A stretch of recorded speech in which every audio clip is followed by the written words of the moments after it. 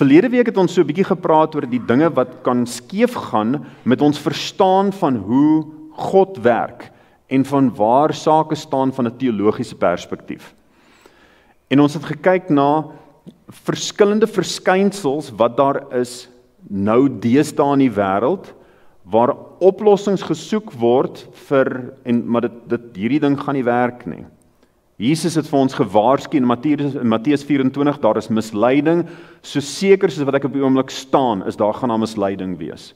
En 'n mens moet mooi terugverwys na die skrif, om te kan bepaal van is hierdie misleiding of is dit nie, is hierdie waar of is dit nie.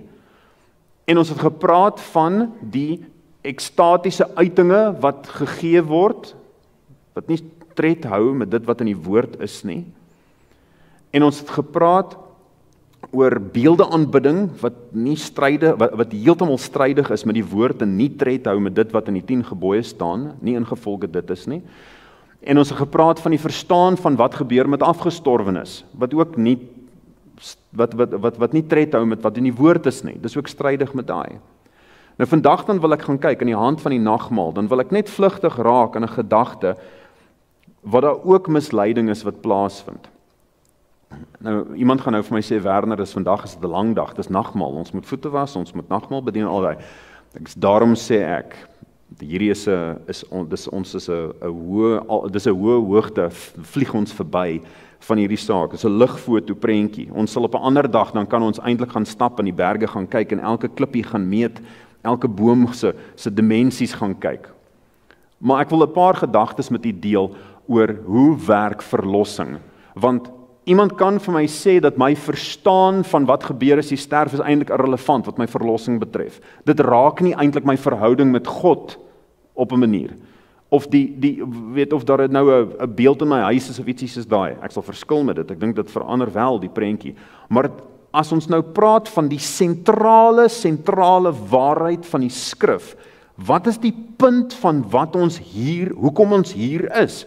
Want Jesus het gesterf en hy het opgestaan. As dit nie is dat Jesus gesterf het en opgestaan het nie, dan is ons verlore in ons sondes. En almal het ook al daai liggie gehad wat aangegaan het in hulle lewe, wat vir hulle sê, maar hier is miskien 'n probleem. Daai liggie wat so begin brand, jou gewete, wat so vir jou begin sê, ek is nou nie so seker nie. En as ons net vlugtig daarna kan kyk, blaai asseblief saam met my na Spreuke 6, ons gaan kyk vandag na hoofsaaklik Spreuke 6, Romeine 1 en ons kom terug na Efesiërs 2. Ek gaan so 'n paar ander skrifgedeeltes gaan ek na verwys, maar Spreuke 6 om mee te begin.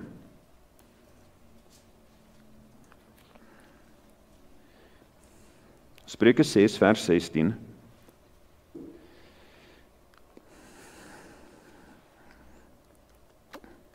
Spreuke 6 vers 16. Hierdie 6 dinge haat die Here en 7 is vir sy siel 'n gruwel. As die Here ietsie haat, dan dink ek dit sal goed wees vir ons met ook te haat en weg te bly daarvan. Dis nie 'n liggie wat jy kan ignoreer nie.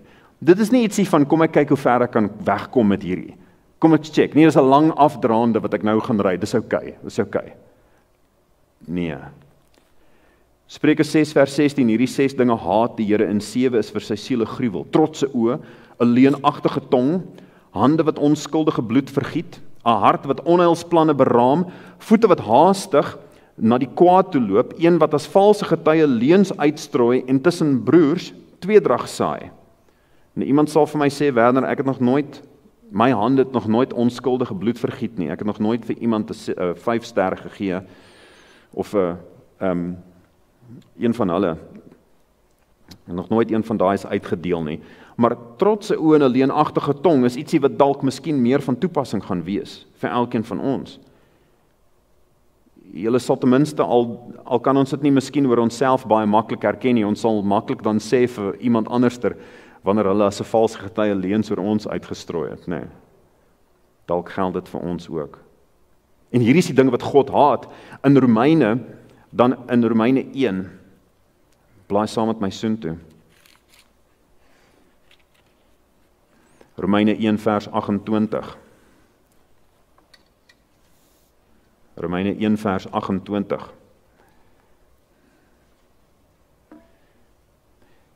omdat hulle dit nie, Romeine 1:28,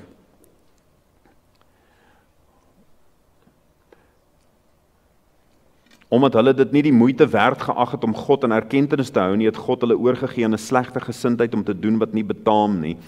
Hulle is vervul met allerlei ongeregtigheid, hoerery, boosheid, hebsug, ondeug, volnydigheid, moord, twis, bedrog, kwaadaardigheid, nuusdraers, kwaadsprekers, haters van God, geweldenaars, trotsaards, grootpraters, uitvinders van slegte dinge. Iemand sal sê, wat se tipe ding is 'n slegte ding wat mense kan uitvind? Wel, tik, byvoorbeeld, nie daai een nie, die soos crystal meth, die dwelmweergawe. Daar's vir jou 'n voorbeeld. Wapens om mense mee dood te maak, daar's 'n slegte ding. Ongehoorsaam aan die ouers, onverstandig, ontrou, sonder natuurlike liefde, onversoenlik, onbarmhartig. Die mense wat weet wat die regte goed is om te doen, maar dan doen hulle dit nie. Nou, ek gaan hierdie net lees in die boodskapvertaling met meer relevant te maak, want van die woorde mag ons nie meer deesdae so vertroud nie. Omdat hierdie mense glad nie daarin belang gestel het om God op die regte manier te ken nie. Dit begin daarso, vers 29. Daarom is hulle hele lewe nou een groot deurmekaar spil. Hulle neem deel in elke denkbare vorm van goddeloosheid. Hierdie mense is propvol boosheid, seksuele welis, geldgierigheid, slegheid. Hulle harte loop oor van slegte dinge soos jaloesie, moord, twis, bedrog, kwaadpratery en 'n geskinder. Hulle steek mekaar in die rug. Hulle haat God. Boonop dink hulle heeltemal te veel van hulle self. Hulle praat groot. Elke dag dink hulle spil nuwe sondes uit. Hulle haat hulle ouers. Hulle is ongehoorsaam. Dom. Ja, hierdie heidene is 'n spul gevoellose wesens wat net mooi niks vir ander mense omgee nie. Ek lees verder in die ou vertaling, vers 32. Dit sê dat die wat sulke dinge doen, die dood verdien. Nou het ons gekyk na 'n lys van goeters van die dinge wat God haat en dan die dinge wat die dood verdien. Het julle dalk ietsie raak gelees wat bekend lyk, wat julle dalk raak gesien het in die spieël iewers staan? Is daar ietsie? En as daar ietsie is soos daai wat opkom, dan is dit daai liggie wat begin om te brand hierso op die paneelbord van my lewenskarretjie, wat vir my sê, maar hier is eintlik 'n probleem. Hier is 'n probleem, hier is 'n probleem. Wat gaan ons maak omtrent hierdie? Nou wat ek nie kan doen nie, is ek kan nie aanhou net ry met die hoop dat ag toe maar, ek gaan nou 'n afdraande wees en dan gaan ek gaan alright wees vir 'n rukkie. Nee, ek moet iets doen ten opsigte van hierdie. Ietsie moet plaasvind. Nou daar is ongeldige maniere van hoe om te probeer om hierdie sondeprobleem aan te spreek en dan is daar geldige antwoorde. En die een wat 'n ongeldige antwoord is verlossing by wyse van kansellasie. Verlossing by wyse van kansellasie. Hierdie is nie 'n volledige lys nie. Daar's 'n baie lang lys van al dit en dis nie 'n volledige gesprek oor enigeen van hierdie onderwerpe nie. Maar net is 'n gedagte dat as mens hoor dat die wet is aan die kruis vasgenaal en jy's nou nie onder die wet nie, maar jy's net onder genade. Jy kan eintlik aangaan soos wat jy wil. Wat ek iemand op 'n stadium gehoor het om te sê, ek weet dat dit verkeerd is om te skei, maar God wil hê ek moet gelukkig wees. En hierdie persoon het, en dis niemand wat hier is nie, dit is baie ver van hier, in 'n ander tyd, in 'n ander plek, maar hulle sê dit, hulle stel daai, want daar's mos genade, die wet is nou mos weg, en ek sien nie daai, dat dit is hoe dit werk nie. Hoe kan dit so wees? Hoe kan dit so wees wanneer Jesus se eerste boodskap is, bekeer julle, want die koninkryk van God het naby gekom. Hoe kan dit wees dat wanneer Jesus gesê het vir die vrou wat in oorspel gevang is, ek veroordeel jou ook nie meer nie, ek veroordeel jou ook nie, gaan en sondig nie meer. So dis nie, toe mag gee dit net so 'n rukkie en dan gaan ek aan die kruis hang en dan kan jy in elk geval maak wat jy wil. Dit kan mos nie wees nie. Verlossing by wyse van kansellasie is nie geldig nie. Verlossing by wyse van generasie is ook nie geldig nie, waar mense sê dat hulle behoort aan 'n sekere bloedlyn en in daai bloedlyn dan is alles reg. Ek sien dit ook nie, want Matteus 23 aan die einde daarvan dan maak Jesus dit baie duidelik. Jerusalem, Jerusalem, hoe graag wou ek julle by mekaar gemaak het soos 'n henarkuikens, maar julle wou nie, daarom is julle huis vir julle woes gelaat. Daar's nie 'n bloedlyn wat nou vir jou een of ander vrystelling gee van dit. Verlossing by wyse van kansellasie werk nie, verlossing by wyse van generasie werk nie. En nie een van daai twee is een wat enigeen van ons dalk mee al raakvlak gehad het nie. Maar ek dink verlossing by wyse van prestasie is dalk meer van toepassing. Ek het nou so hard probeer, ek moet hierdie ding self reg kry. Ek moet hier, nou moet ek op een of ander manier sukses behaal en dan is ek eintlik okay. En dit is hoekom ek verlede week toe ek gesê het is dat as daar nagmaal gehou word, dan mens moet kom, mens moenie wegbly nie, want as mens die gesprek hoor, ek kan nie nagmaal toe kom nie want ek het nog 'n paar probleme.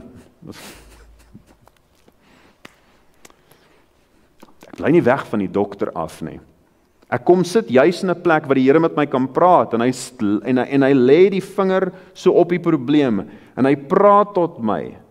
Hy praat tot my en ek kan also kan sê is dat ja Here, dis seer daarso. Dis seer. Hoor wat het Martin Luther op 'n stadium gesê? Ek het die reëls en ek kan glad nie, ek is met baie dinge dan ek dink dat Martin Luther is fantasties, maar ek kan nie met hom met hierdie goeters die kers vashou nie. Ek het die reëls van my orde so streng nagekom dat ek kan sê as ooit 'n monnik deur sy monnikskap die hemel bereik het, dan was dit ek. Al my broeders in die klooster wat my geken het, sal dit bevestig. As ek nog langer so aangegaan het, sou ek myself doodgemaak het met nagwake, met gebede, met leeswerk en ander werke. Hy het homself met swepe geslaan en al die klas van dinge. Hy sou homself in die grond gewerk het, maar sy werke sou vir hom niks beteken nie. Verlossing by wyse van prestasie, ons het dit nie. Dit kan nie wees nie. Nie net is dit verlossing by wyse van kansellasie, of generasie, of prestasie wat mense probeer nie. Daar's ook verlossing by wyse van organisasie. Ek het lank afgedwaal en ek is besig om dat en die volgende ding, maar ek is al gedoop. Ek is gedoop. Dus die verstaan vir daai persoon is dat hulle is okay in hulle pad wat hulle stap deur die lewe, want iemand het op 'n sekere dag 'n sekere handeling gedoen wat my gekoppel het aan 'n organisasie, so ek is nou alright. Daai is nie verlossing nie. Dis nie daar nie. Dit werk nie soos dit nie. Nie deur prestasie, organisasie, enigiets soos daai. Die ander een hierso is ook by wyse van assosiasie. Ons word ook nie gered soos dit nie.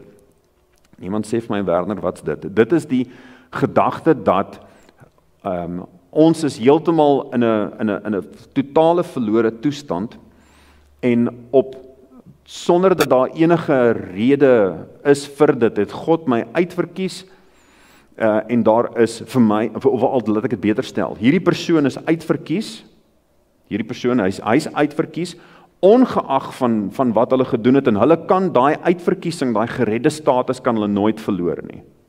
Okay. Dis hierdie persoon X. Persoon Werner, wat hierso is nie in daai groep nie. En maak nie saak wat ek doen nie, ek kan nooit in hierdie groep kom nie. Ek kan nie daar wees nie. Daai persoon gaan ook nooit uit daai groep uitval nie. Hierdie is nie 'n geldige manier om te kyk na hoe verlossing werk nie. Ek kan dit baie eenvoudig dan uitwys, is dat as dit so was dat iemand net in is en hy's vir altyd in, ongeag van wat gebeur, dan sou dit nie wees dat die skrywer van Hebreërs die volgende vir ons sou sê. Hebreërs 4 vers 4. Dit is onmoontlik om die wat eenmaal verlig geword het en die hemelse gawe gesmaak en die Heilige Gees deelagtig geword het en die goeie woord van God gesmaak het in die kragte van die toekomstige wêreld en afvallig geword het, om die weer tot bekering te vernuwe, omdat hulle ten opsigte van hulle self die Seun van God weer kruisig en openlik tot skande maak. So dis moontlik vir 'n persoon om in te wees en later is hulle uit. Dit kan wees, dit het ook gebeur met Saul. Saul was 1 Samuel 10, julle kan self die verhaal gaan lees, hy was onder die profete, hy het geprofeteer, die Heilige Gees het oor hom vaardig geword, en Saul het geprofeteer, en Saul het later weggedraai van die Here af, en hy was heeltemal verlore. So, dit kan nie wees dat iemand in is eens, en hulle is net vir altyd in nie. Dit is ook nie so, dat het op daai manier werk, as ons kyk in Petrus, 2 Petrus 1, dan sê dit, 2 Petrus 1, vers 10, daarom broeders, moet julle jul des te meer beywer om julle roeping en verkiesing vas te maak. As julle dit doen, sal julle nooit struikel nie. So, hoekom is dit dat iemand so hard moet probeer, as dit dan is dat hulle nooit kan uitval nie?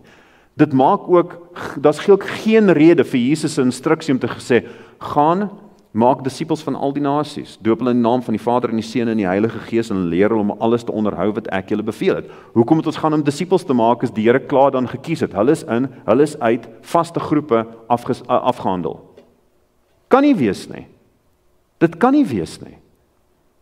Maar as ons kyk na wat gebeur, dit het gebeur met Elia. Hy staan daar so voor almal, voor die ganse nasie van Israel, en hy sê, kies vandag wie julle wil volg. Baal, okay, God, okay, maar kies. Jy moet kies.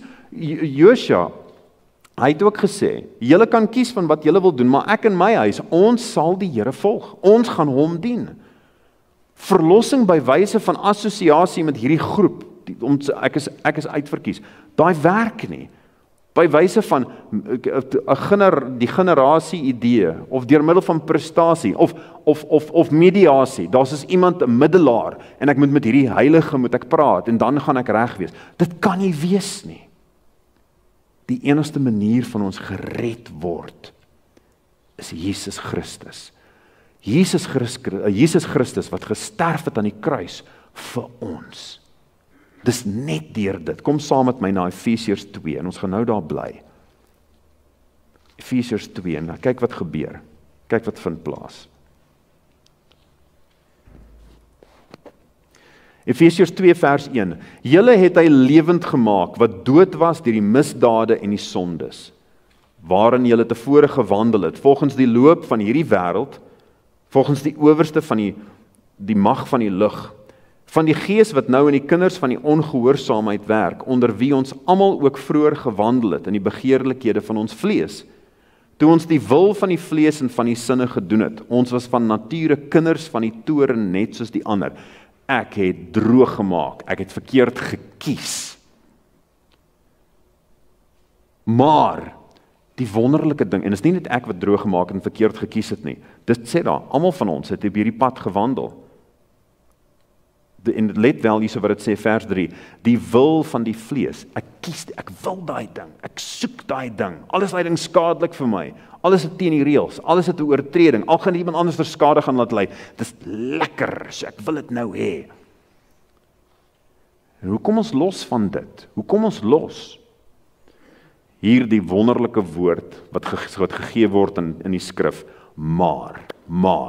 Vers 4 begin met maar. Hier's iets splinternuuts. Ons is vas in hierdie, ons kan nie uit dit uitkom nie. Maar God, wat ryk is in barmhartigheid, het ons deur sy groote liefde waarmee hy ons liefgehad het, ook toe ons dood was deur die misdade, lewend gemaak saam met Christus. En nou die wonderlike woorde, uit genade is julle gered. Daai woorde, julle is gered, is in die Grieks gestel in die voltooide aspek. Dit is afgehandel. Dit's klaar. Daar's niks wat mens kan byvoeg aan dit nie. Jy is gered as jy sy naam aanroep. Hier is nie 'n universele almal is gered. Dis net sommer dis vir almal. Die hele almal gaan net sommer inkom. Nee, vir diegene wat as ons dan sy naam aanroep, ons is dan gered, saam opgewek en saam laat sit in die hemele in Christus Jesus, sodat hy in die eeue wat kom kan betoon die uitnemende rykdom van sy genade en goedertierenheid oor ons in Christus Jesus. Want uit genade is julle gered, voltooide werk, deur die geloof, en dit nie uit julle self nie, dit is die gawe van God, nie uit die werke nie, sodat niemand mag roem nie. Ek praat 'n rukkie terug hier met 'n persoon, dit was 'n baie hartseer gesprek. Hulle is in 'n sielswroging oor iets wat hulle verkeerd gedoen het en hulle kan hulle self nie vergewe nie. Hulle kan nie loskom van dit nie. En ek wys vir hulle hier op 'n skrifgedeelte. Ek sê vir hulle, wag, maar ek het vir jou goeie nuus. Ek het vir jou goeie nuus. Eksodus 34. Eksodus 34 vers 6. Ek het nou gesê dat ons gaan net bly in Efesiërs. Vergewe my. Dit's 'n fout. Ek het hierdie wil ek byvoeg. Efesiërs 34 vers 6. En die Here roep uit: Wat het ek gesê? Sorry, Exodus. Ek het gesê ons bly net in Efesiërs, maar ons is nou in Exodus, dankie Walter. Exodus 34 vers 6.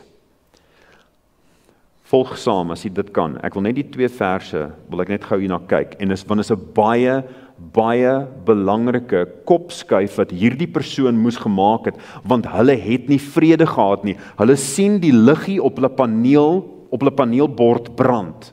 Hulle sien daar's 'n probleem en hulle dink hulle is verlore. Hulle dink hulle gaan staan langs die teologiese pad en hulle gaan krepeer en hulle gaan nooit uitkom by hulle bestemming nie. Dis wat hulle dink. Here, barmhartige en genadige God, lankmoedig en groot van goedertierenheid en trou, wat die goedertierenheid bewaar vir duisende. Ek probeer om hierdie persoon te bemoedig.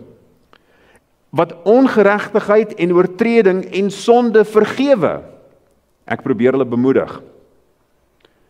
En hulle wys my op die volgende stukkie daar wat sê, wat ongeregtigheid en oortreding en sonde vergewe, maar nooit ongestraf laat bly nie. En hulle sê, sien, ek gaan gestraf word vir dit wat ek verkeerd gedoen het. Ek gaan gestraf word, dit is wie ek is verlore. Die antwoord vir daai vind ons in Jesaja 53. Blaai saam met my. Hulle is bekommerd daaroor dat God sê dat daar's miskien hy sal sonde en geregtigheid en oortreding vergewe, maar hy gaan dit nooit ongestraf laat bly nie, en dit laat vir hulle in hierdie onsekerheid van, maar ek is nie heeltemal seker dat dit enigstens kan plaasvind nie, want dit wat ek gedoen het is so verskriklik erg. Dit sê daar gaan 'n straf wees. Hoe gaan ek dan loskom van hierdie? Jesaja 53 is die mooiste gedagte. Jesaja 53 vers 4. Nogtans het hy ons krankhede op hom geneem en ons smarte, die het hy gedra. Maar ons het hom gehou vir een wat geplaag, deur God geslaan en verdruk was.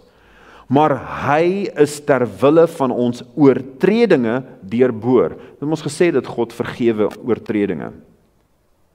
Ter wille van ons ongeregtighede is hy verbrysel. Dit sê ons dat God vergewe ongeregtighede. Die straf, dit sê ons dat God sal dit nie ongestraf laat bly nie. Die straf wat vir ons die vrede aanbring, was op hom, en deur sy wonde het daar vir ons genesing gekom. Daarom kan dit, Paulus, met vreugde skryf in Efesiërs, deur genade is julle gered.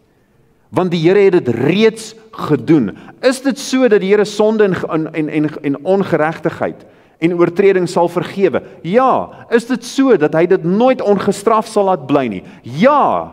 Hoe is dit dan dat ek gered kan word? Want die Here het vir my beloof dat wanneer ek my sonde bely, hy is getrou en regverdig om ons die sonde te vergewe en ons van alle ongeregtigheid te reinig.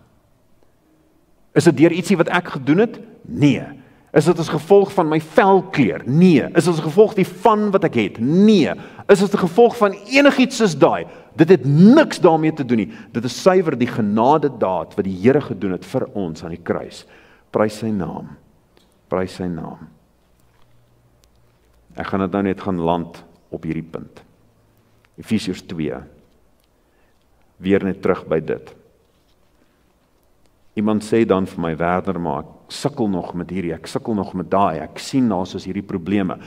Wel, enigiemand wat hierso sit, wat was die eerste ding? Dink gou terug daar, aan die eerste ding wat jy die Here vir gevra het om jou oor te vergewe.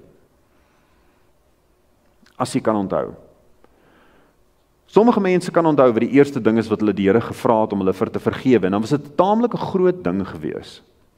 Maar min mense was besig om te sê, Here, min mense se eerste gedagte wat hulle het, Here, ek was eintlik besig om te skinder oor daai persoon.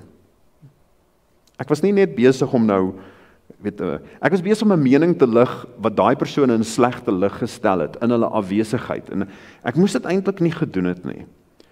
Dis gewoonlik nie jou eerste gedagte nie, nie waar nie? Maar mettertyd dan word dit.